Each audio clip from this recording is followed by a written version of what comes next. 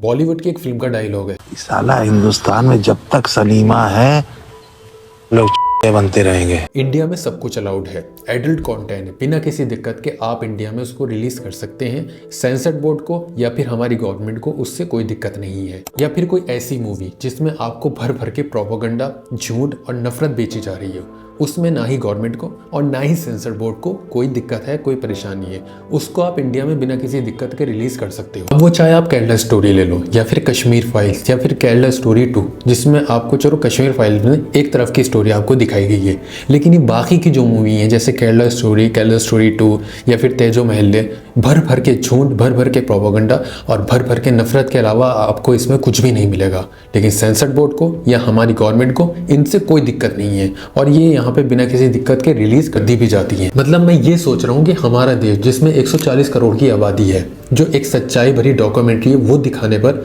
क्या हमारे किसी दूसरी कंट्री से रिश्ते खराब हो जाएंगे? जिसकी हैवानियत को दिखाते हुए इस डॉक्यूमेंट्री को बनाया गया, वहाँ पे ये बैन नहीं है। जो उसके पड़ोसी देश मुल्क है या उसके जो दोस्त मुल्क है, वहाँ पे ये बैन नहीं है, लेकिन इसको इंडिया में बैन कर दिया गया। इंडियन सेंसर बोर्ड का ये कहना है कि इसको इंडिया में रिलीज करने से इंडिया और इजराइल के रिलेशन खराब होंगे। मैं बात कर रहा हूँ हिंद रजब नाम की एक डॉक्यूमेंट्री या मूवी की।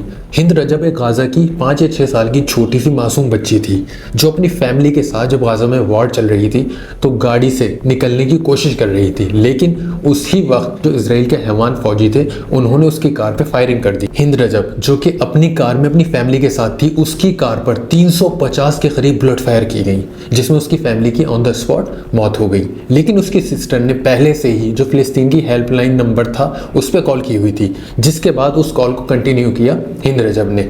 बस उसी के ऊपर ही पूरी डॉक्यूमेंट्री बनी हुई है। अगर आपने हिंद रजब की आवाज़ सुन ली तो आपका दिल फट जाए।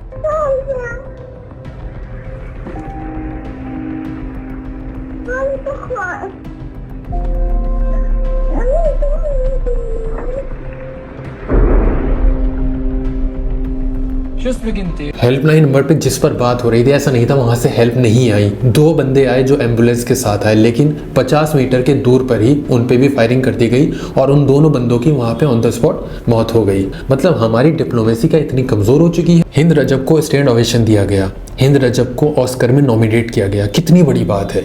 जिस मूवी में सच्चाई दिखाई गई हो, जिस मूवी में इजरायलियों की हैवानियत दिखाई गई हो, उस मूवी को सिर्फ आप इंडिया में इसलिए रिलीज करने से मना कर रहे हैं क्योंकि आपके इजराइल के साथ जो रिश्ते हैं, फादरलैंड के साथ जो रिश्ते हैं, वो खराब हो जाएंगे। जबकि ये मूवी जिन्होंने हैवानियत की है वहाँ पे बैन नहीं है। ये मूवी जो उसके पड़ोसी देश हैं या फिर उसके दोस्त वाले देश हैं, वहाँ पे बैन नहीं है, लेकिन इंडिया में इसको बैन कर दिया गया। इंडिया में इसकी रिलीज डेट पे रोक लगा दी गई। मेरा सेंसर बोर्ड से क्वेश्चन है, इंडियन सेंसर बोर्ड से, क्या आपको किस बात का डर है? क्या इजरायलियों की जो हैवानियत है वो सामने आएगी दुनिया के, इस बात का डर है, या फिर जो इसमें मुस्लिमों के साथ किया गया है उस बात का डर है और वो दुनिया देखेगी? कितना छुपाओगे आप सिर्फ इसको इंडिया में ही तो बैन कर सकते हो। पूरी दुनिया में रिलीज की जा रही है, पूरी दुनिया ने इसको देखा भी, पूरी दुनिया ने इसको सराहा भी, पूरी दुनिया ने इजरायलियों की हैवानियत भी देखी, पूरी दुनिया ने ये भी देखा कि कैसे 5 या 6 साल की बच्ची पे 300-350 गोलियां चलाई गई और इसको ऑस्कर में नॉमिनेट भी किया गया। शायद आपने वो कहावत नहीं सुनी कि सच को जितना दबाओ वो उतना ऊपर जाता है, और इसी वजह से आज हर हिंदुस्तानी कहीं ना कहीं से देखने का जुगाड़, जो हिंद रजब मूवी है उसको देखने का जुगाड़ कर ही लेगा। मतलब मैं ये सोच रहा हूँ कि हमारा देश जिसमें 140 करोड़ की आबादी है, जो एक सच्चाई भरी डॉक्यूमेंट्री है, वो दिखाने पर क्या हमारे किसी दूसरी कंट्री से रिश्ते खराब हो जाएंगे? मतलब हमारी डिप्लोमेसी का इतनी कमजोर हो चुकी है।